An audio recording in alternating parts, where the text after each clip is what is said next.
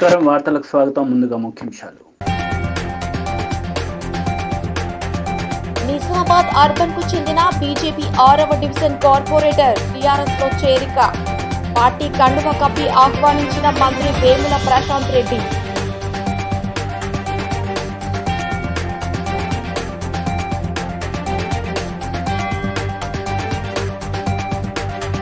పల్లె ప్రకృతి వనాలు ప్రజల ఆరోగ్య పరిరక్షణకు దోహదపడతాయి. కామారెడ్డి జిల్లా కలెక్టర్ డాక్టర్ ఏ శరత్ వెల్లడి.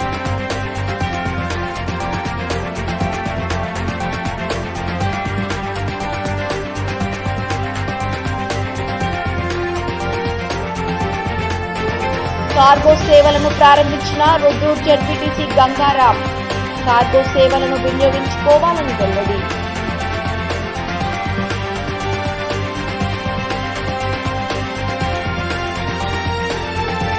నిజామాబాద్ అర్బన్ కు చెందిన బీజేపీ 6వ డివిజన్ కార్పొరేటర్ టీఆర్ఎస్ లో చేరారు.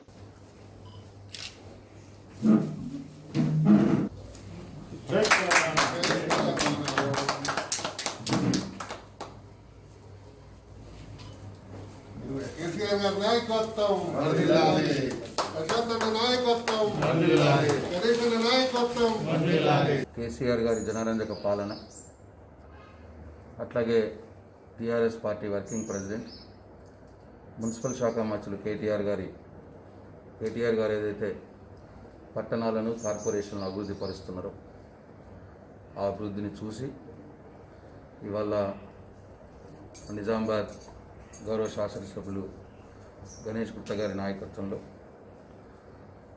నిజామాబాద్ మున్సిపల్ కార్పొరేషన్ 6వ డివిజన్ కార్పొరేటర్, బీజేపీ కార్పొరేటర్ గౌరవనీయులు ఉమారాణి గారు ఇవాళ టీఆర్ఎస్ పార్టీలో చేరిండ్రు. వారికి నా హృదయపూర్వక స్వాగతం చెప్తాను.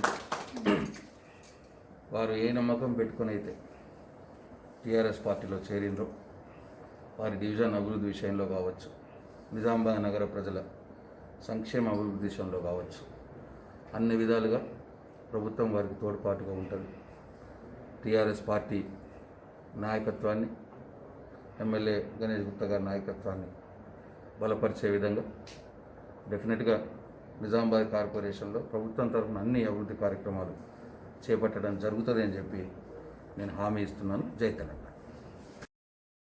పల్లె ప్రకృతి వనాలు ప్రజల ఆరోగ్య పరిరక్షణకు దోహదపడుతున్నాయని జిల్లా కలెక్టర్ డాక్టర్ శరత్ అన్నారు. సదాశివనగర్ మండలం పద్మజీవాడ భూంపల్లి గ్రామ శివారులోని అవెన్యూ ప్లాంటేషన్లో నాటిన మొక్కలను ఆయన పరిశీలించారు.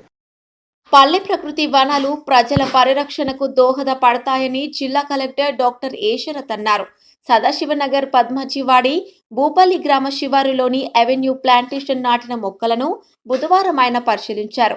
ఈ సందర్భంగా ఆయన మాట్లాడుతూ మొక్కల సంరక్షణలో అలసత్వం వహిస్తే సర్పంచ్, కార్యదర్శులపై చర్యలు తీసుకుంటామని హెచ్చరించారు. భూపాలపల్లిలోని అంబరీషుని గుట్టపై ఉన్న పల్లె ప్రకృతి వనాలను సందర్శించారు. నాటిన మొక్కలకు పాదులు ఏర్పాటు చేయాలని ఆదేశించారు.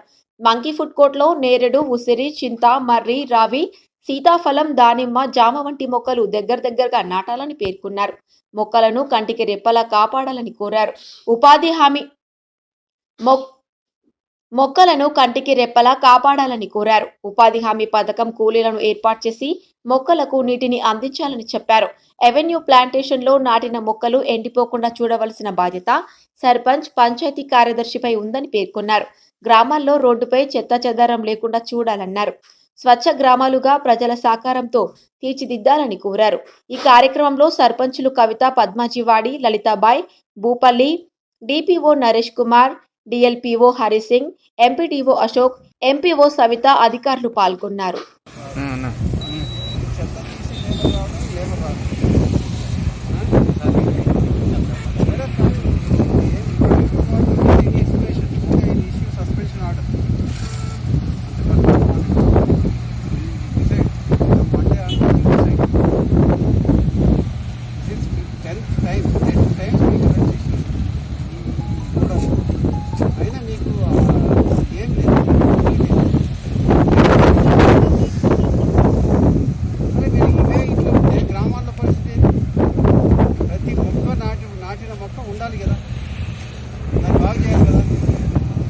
చెత్త తీయాలా, చెదారం తీయాలా, చక్కగా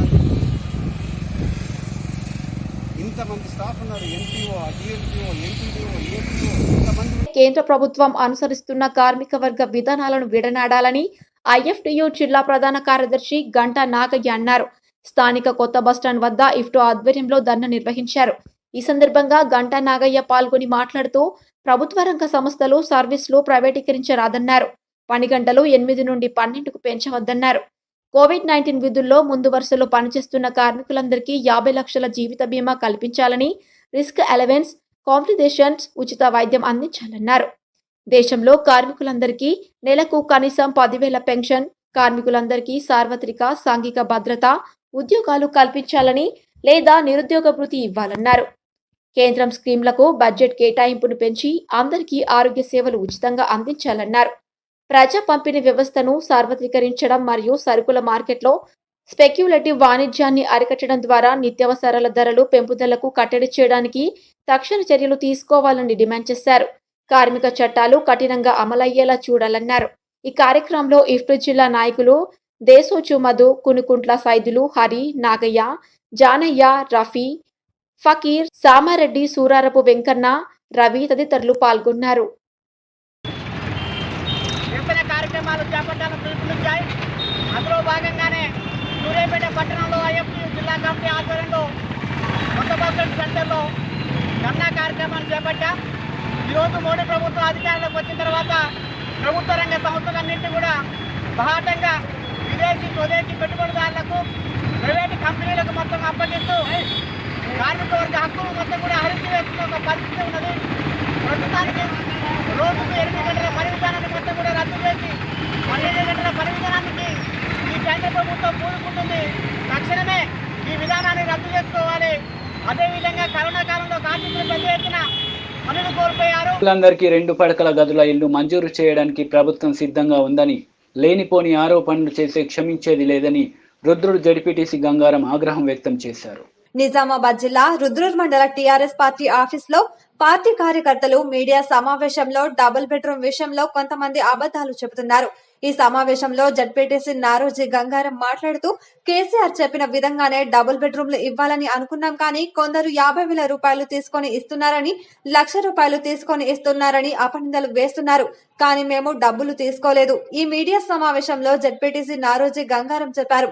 కార్యకర్తలు MPP Akkapelli Sujatha, vice MPP Sailu, అధ్యక్షులు పత్తి లక్ష్మణ్, అదేవిధంగా పత్తి రాములు, టీఆర్ఎస్ మండల అధ్యక్షులు ఈ మీడియా సమావేశంలో పాల్గొని తెలిపారు. ఫస్ట్ స్కీమ్ లో 20 మందికి డబుల్ బెడ్రూమ్లు ఇస్తాం, రెండో స్కీమ్ లో మరో 20 మందికి ఇస్తామని నారోజీ గంగారం తెలిపారు. వ్యక్తులకు వేరే దగ్గర ఆస్తులు కానీ ఇల్లు కానీ ఉన్నట్టని తెలిసి వాళ్ళు నిరూపించుకున్నారు. వాళ్ళకి మరి ఎంఆర్ఓ దరఖాస్తు చేస్తే అయిపోతుంది. దయచేసి సోదరులతో విషయం గుర్తుపెట్టుకోండి. 1,00,000 రూపాయలకి డబుల్ బెడ్రూమ్ ఇల్లు అని ప్రచారం జరుగుతుంది. 1,00,000 కానీ 50 కానీ 10,000 కానీ ఏ నాయకుడు అడిగినట్టు నిరూపణ అయితే ఆ నాయకుడిని పార్టీని సస్పెండ్ చేసుకోవాలనుకున్న పదవిని కూడా సస్పెండ్ చేయడం జరుగుతుందని గౌరవ స్పీకర్ పోచారం శ్రీనివాస్ చెప్పడం జరిగింది. అందరూ పేదవారికే ఇల్లు వస్తాయి. ఇంకో విషయం గుర్తుపెట్టుకోవాలి, 1,00,000 రూపాయలు నువ్వు ఇస్తున్నావంటే పేదవాడికి కానట్టే లెక్క. పేదవాడి దగ్గర డబ్బులు ఉండనే ఉన్నాయి. కాబట్టి 1,00,000 రూపాయలు ఇచ్చిన వ్యక్తి కూడా ఇల్లు ఇవ్వకుండా ఆపేసే అవకాశం ఉన్నది. కాబట్టి ఎవరైతే డబ్బులు ఇస్తారో వాళ్ళకు ఇది, ఏ డబ్బులు తీసుకుంటున్న నాయకులు వాళ్ళని కూడా పార్టీని సస్పెండ్ చేయడం జరుగుతుంది. కాబట్టి ఎవ్వరూ రుద్రూరు ప్రజలు భయపడవద్దు. 278 మంది కాకుండా ఇంకా ఎవరైనా దరఖాస్తు ఇవ్వని పక్షంలో, దాంట్లో పేరు లేని పక్షంలో ఎవరైనా ఉంటే ఎంఆర్ఓ గారికి దరఖాస్తు ఇవ్వండి. ఎంక్వైరీ చేసి మళ్ళీ దాంట్లో చేరుస్తారు. ఈ 278 మంది కూడా ఎంక్వైరీ చేస్తున్నారు. అది కూడా ఒకవేళ అనర్హుల నుండి తీసేస్తారు. అనర్హుల నుండి తీసేస్తారు, అర్హుల నుండి చేరుస్తారు. ఈ 278 మంది కేవలం స్థలము, ఇల్లు. గత 10 రోజులుగా వాతావరణంలో మార్పుల వల్ల వర్షాలు కురవడం, ఆకాశం మబ్బులుగా ఉండడం, పంటలకు సూర్యరశ్మి తగలకపోవడం వల్ల ప్రధానంగా వరి పంటకు ఆయా రకాల తెగుళ్లు సోకే అవకాశం ఉందని రైతులు అప్రమత్తంగా ఉండాలని వ్యవసాయ అధికారి విజయశేఖర్ తెలిపారు. కామారెడ్డి జిల్లాలో గత వారం 10 రోజులుగా వాతావరణంలో మార్పులు, గాలిలో అధిక తేమ శాతం, సూర్యరశ్మి వరి పంటపై పడకపోవడంతో వరి పంట పొట్ట దశలో ఉన్నందువల్ల పలు రకాల తెగుళ్లు మరియు కీటకాలు పంటను ఆశ్రయించే ప్రమాదాలు ఉన్నాయని వ్యవసాయ శాఖ అధికారి విజయశేఖర్ రైతులకు సూచించారు. వరి పంట ఈనె దశలో ఉన్నందువల్ల ఈ కీటకాల వల్ల పంట దిగుబడి పడిపోయే ప్రమాదం ఉందని, రైతులు కీటకాలను గుర్తించి వెంటనే అప్రమత్తమై వ్యవసాయ శాఖ అధికారులను సంప్రదించి తగు చర్యలు తీసుకోవాలని, రైతులు అశ్రద్ధ వహిస్తే పంట దిగుబడిలో నష్టపోతారని అధికారులు సూచించారు. కామారెడ్డి జిల్లాలో గత వారం 10 రోజులుగా వాతావరణంలో మార్పులు, గాలిలో తేమ శాతం ఎక్కువగా లేకపోవడం, సూర్యరశ్మి వరి పంటపై పడకపోవడంతో వరి పంట పొట్ట దశలో ఉన్నందువల్ల పలు రకాల తెగుళ్లు మరియు కీటకాలు పంటను ఆశ్రయించే ప్రమాదాలు ఉన్నాయని వ్యవసాయ శాఖ అధికారి విజయ్ శేఖర్ రైతులకు సూచించారు. వరి పంట ఈనె దశలో ఉన్నందువల్ల ఈ కీటకాల వల్ల పంట దిగుబడి పడిపోయే ప్రమాదం ఉందని రైతులు కీటకాలను గుర్తించి వెంటనే అప్రమత్తమై వ్యవసాయ శాఖ అధికారులను సంప్రదించి తగు చర్యలు తీసుకోవాలని, రైతులు అశ్రద్ధ వహిస్తే పంట దిగుబడిలో నష్టపోతారని అధికారులు సూచించారు. ప్రధానంగా మెడవిరుపు, సుడిదోమ, కంకినల్లి వంటి తెగుళ్లు అధిక శాతం సోకే అవకాశం ఉన్నట్టు అధికారుల సలహాలతో తెగుళ్లను నివారించుకోవాలని, తెగుళ్ల నివారణ పట్ల ఏమాత్రం రైతులు అశ్రద్ధ చేయకుండా రైతులు వరి పంట దిగుబడిని కాపాడుకోవాలని అధికారులు కోరారు. గత వారం 10 రోజుల నుంచి ఎడతెరిపి లేకుండా కురుస్తున్న వర్షాల వల్ల మరియు ఈ గాలిలో తేమ శాతం ఎక్కువ ఉండడం వల్ల ప్రధానంగా వరి పంటలో అక్కడక్కడ మెడవిరుపు తెగుళ్ళు మరియు సన్న రకమైతే సుడిదోమ ఈ ఎక్కువ ఆశిస్తున్నాయి వరి పంటలో. సో వీటికి మనము ముఖ్యంగా మెడవిరుపు ఆశిస్తే మనం ఐసోప్రోథైలిన్ అనే మందును 300 ml ఎకరానికి 200 లీటర్ల నీటిలో కలిపి పిచికారి చేసుకున్నట్లయితే మనం దాన్ని నివారించవచ్చు. లేదంటే ట్రైసైక్లోజోల్ లేదా ప్లస్ ప్రాపికోనజోల్ ఈ 2 కాంబినేషన్లో ఉన్న మందును 400 ml ఎకరానికి 200 లీటర్ల నీటిలో కలిపి పిచికారి చేసుకున్నట్లయితే దాని నుండి మనము నివారించవచ్చు. అలాగే సుడిదోమ విషయానికి వస్తే సుడిదోమ ఎక్కువ సన్న రకం వరిలో వస్తుంది. సో దీని నివారణకు మనం ఎసిఫేట్ అనే మందును 300 గ్రాములు ఎకరానికి 200 లీటర్ల వాటర్లో నీటిలో కలిపి పిచికారి చేసుకుంటే దాన్ని నివారించవచ్చు. అలాగే ఈ వరుసగా వస్తున్న వర్షం వల్ల వరి పొలాల్లో అక్కడక్కడ వాటర్ ఎక్కువ నిల్వ ఉంటున్నాయి. ఈ నీటిని మనం ఎప్పటికప్పుడు కాలువలు ఏర్పాటు చేసి వెంటనే తీసేసినట్లయితే ఈ తెగుళ్ళ నుంచి మనము వరి పంటను కాపాడుకొని అధిక దిగుబడులు బాబాసాహెబ్ అంబేద్కర్ విగ్రహాన్ని హైదరాబాద్లో ఏర్పాటు చేయడం పట్ల దళిత సంఘాలు ఆనందం వ్యక్తం చేస్తున్నాయి. ముఖ్యమంత్రి తీసుకున్న నిర్ణయం దళితులను గౌరవించినట్లు అవుతుందని సంఘ నాయకులు ముఖ్యమంత్రి కేసీఆర్ చిత్రపటానికి, స్పీకర్ పోచారం శ్రీనివాసరెడ్డి చిత్రపటానికి క్షీరాభిషేకం చేశారు. నిజామాబాద్ జిల్లా రుద్రూర్ మండల కేంద్రంలో ముఖ్యమంత్రి కేసీఆర్, స్పీకర్ పోచారం శ్రీనివాసరెడ్డి చిత్రపటాలకు క్షీరాభిషేకం చేశారు. హైదరాబాద్ లో డాక్టర్ బాబాసాహెబ్ అంబేద్కర్ అతిపెద్ద విగ్రహ నిర్మాణానికి ఏర్పాటు చేయడం పట్ల హర్షం వ్యక్తం చేశారు. ముఖ్యమంత్రి కేసీఆర్ దళితుల పట్ల చూపుతున్న ఆదరణలో భాగంగానే అంబేద్కర్ విగ్రహం ఏర్పాటు చేశామని మార్కెట్ కమిటీ చైర్మన్ సంజీవులు అన్నారు. బడుగు బలహీన వర్గాల పట్ల ముఖ్యమంత్రి కేసీఆర్ చూపుతున్న ఆదరణ మరవలేనిదన్నారు. అంబేద్కర్, కేసీఆర్, పోచారం శ్రీనివాసరెడ్డి చిత్రపటాలకు క్షీరాభిషేకం చేసిన వారిలో ZPTC Naroji Gangaram, MPP Akkapalli Sujatha, vice MPP Natkal Sailu, co option సభ్యుడు మస్తాన్, సహకార సంఘం అధ్యక్షుడు సంజీవ్ రెడ్డి, మండల రైతు బంధ అధ్యక్షుడు తోట సంగయ్య, వర్ణి వ్యవసాయ మార్కెట్ కమిటీ అధ్యక్షుడు బందల సంజీవులు, టీఆర్ఎస్ రుద్రూర్ మండల అధ్యక్షుడు పత్తి లక్ష్మణ్, కార్యదర్శి బాలరాజు, నాయకులు అక్కలపల్లి నాగేందర్, పత్తిరాము పాల్గొన్నారు. ఈరోజు అతి భారీ విగ్రహాన్ని ఏర్పాటు చేసినందుకు తెలంగాణ రాష్ట్ర ముఖ్యమంత్రి అయినటువంటి కేసీఆర్ గారికి, అదేవిధంగా పోచారం శ్రీనివాసరెడ్డి గారికి మా యొక్క ధన్యవాదాలు తెలుపుతూ, యావత్తు బడుగు బలైన వర్గాలు ఈరోజు అంబేద్కర్ని గుర్తించినటువంటి కేసీఆర్కి మేమందరం ధన్యవాదాలు తెలుపుకుంటున్నాం. ఈరోజు ఇన్ని సంవత్సరాలుగా 72 ఏళ్ళు అయిన స్వతంత్రం వచ్చి ఇప్పటి వరకు ఎవరు కూడా అంబేద్కర్ విగ్రహం గురించి కానీ అంబేద్కర్ను ఈ రకంగా ముందుకు తీసుకుపోవాలనే ఆలోచన ఇంతవరకు ఏ ఒక్క ముఖ్యమంత్రికి రాలేదు. ఈరోజు కేసీఆర్ గారికి రావడము మేమందరము యావత్తు ఎస్సీ, బీసీ, మైనార్టీలు అందరం కలిసి సంతోషం వ్యక్తం చేస్తున్నాము. ఆయనకు కృతజ్ఞతలు తెలుపుతున్నాం.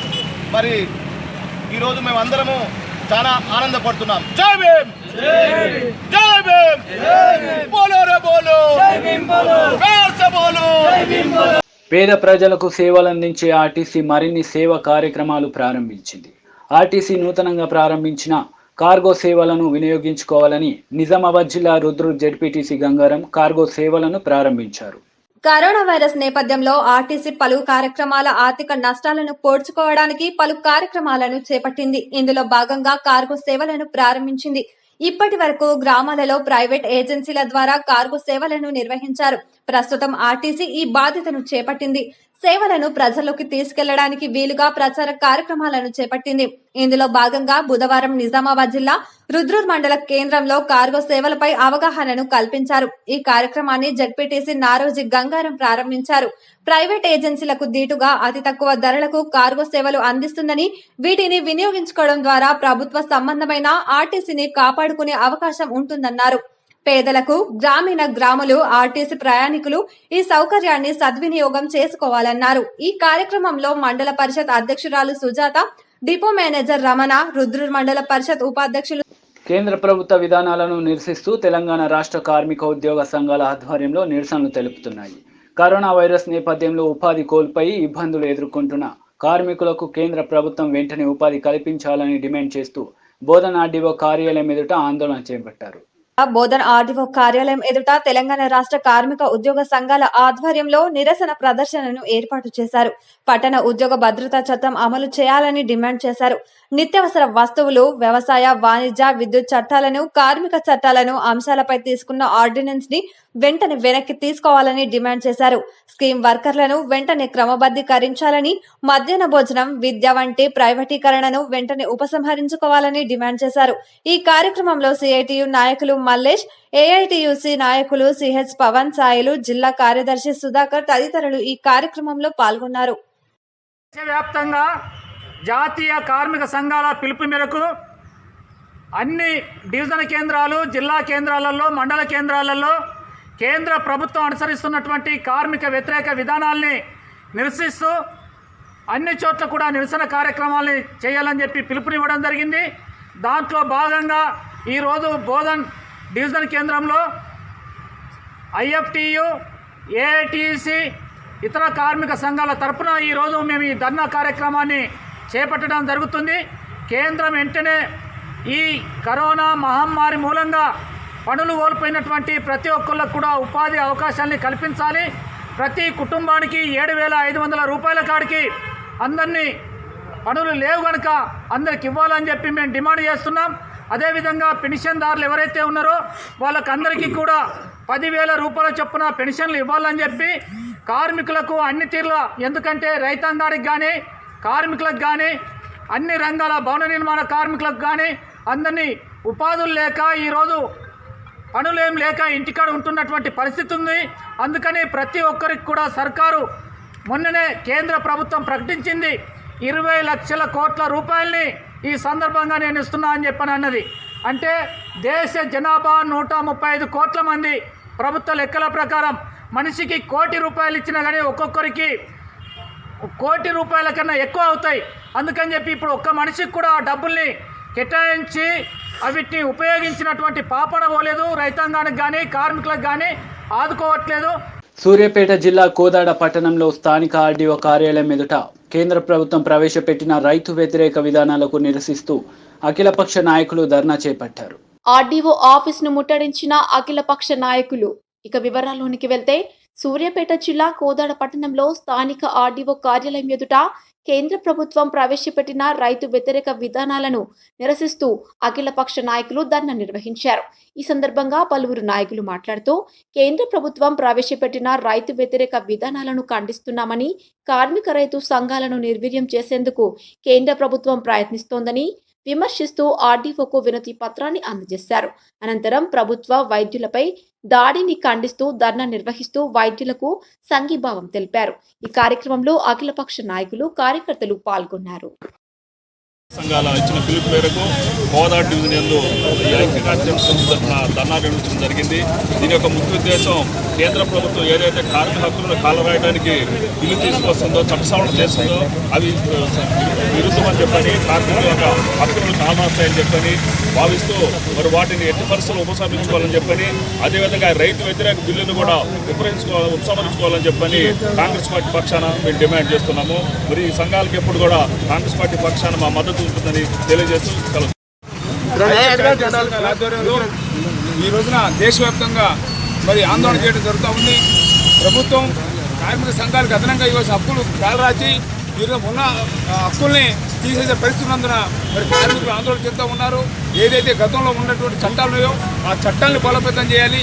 కార్మికులకు ఈ రోజున అండగా ఉండాలి. ప్రభుత్వాలు మరి కార్మిక సంఘాలు నిర్వహణ చేస్తున్నాయి కాబట్టి ఈ సందర్భంగా కేంద్ర ప్రభుత్వం హెచ్చరిస్తూ ఉన్నాము. ఈ రోజున కార్మికుల జోలికి వస్తే కబడ్దారు మోడీ నీ గోరి కడతామని చెప్తా ఉన్నాం. ఈ రోజున ఇప్పటికే దేశవ్యాప్తంగా అనేక సంచలన నిర్ణయాలు తీసుకుని ఈ దేశ ప్రజలు మీరు దూరం అవుతా ఉన్నారు. ఒక మతం అనే ముసుగులో పెట్టుకొని అభివృద్ధి కార్యక్రమాలు పక్కన పెట్టి మరి ఎవరికి అయితే సంపన్నులు వాళ్ళందరికీ కోట్ల రూపాయలు ఇచ్చే కార్యక్రమం చేస్తూ ఉన్నారు. మీరు మరి ఈ కరోనా బాధితుల సహాయంతో ఇండస్ట్రీలకి 24 లక్షల కోట్లు ఇస్తారని చెప్పి ఈ రోజున 24 రూపాయలు కూడా పేదవాడు చేరలేదు. కనీసం వలస కార్మికులు రాష్ట్రాల నుంచి పోతా ఉంటే కనీసం కేంద్ర రాష్ట్ర ప్రభుత్వం ఏవి కూడా సాయం చేయకపోతే మరి అనేక స్వచ్ఛంద సంస్థలు మరి వాళ్ళకి ఆదుకొని వేరే రాష్ట్రాలు పంపించారు.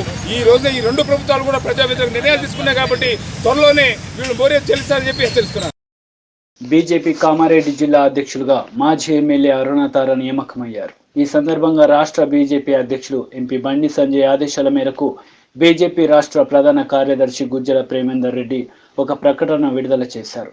అరుణతార నియామకం పట్ల జుక్కల్ ప్రాంతంలో బీజేపీ శ్రేణుల్లో హర్షం వ్యక్తమైంది. బీజేపీ కామారెడ్డి జిల్లా అధ్యక్షులుగా అరుణతార జుక్కల్. బీజేపీ కామారెడ్డి జిల్లా అధ్యక్షులుగా మాజీ ఎమ్మెల్యే అరుణతార నియామకమయ్యారు. ఈ సందర్భంగా రాష్ట్ర బీజేపీ అధ్యక్షులు ఎంపీ బండి సంజయ్ కుమార్ ఆదేశాల మేరకు బీజేపీ రాష్ట్ర ప్రధాన కార్యదర్శి గుజ్జల ప్రేమేందర్ రెడ్డి ఒక ప్రకటన విడుదల చేశారు. అరుణతార నియామకం పట్ల జుక్కల్ ప్రాంతంలో బీజేపీ శ్రేణుల్లో వార్తలు ముగించే ముందు ముఖ్యాంశాలు మరోసారి. నిజామాబాద్ అర్బన్ కు చెందిన బీజేపీ 6వ డివిజన్ కార్పొరేటర్ టీఆర్ఎస్ లో చేరిక. పార్టీ కండువ కప్పి ఆహ్వానించిన మంత్రి వేముల ప్రశాంత్ రెడ్డి.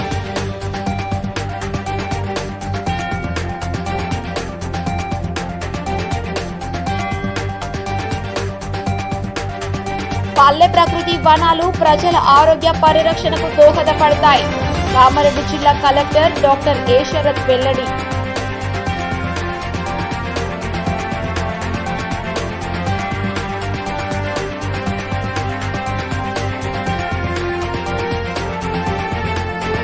కార్గో సేవలను ప్రారంభించిన రుద్రూర్ జడ్పీటీసీ గంగారాం. కార్గో సేవలను వినియోగించుకోవాలని వెల్లడి.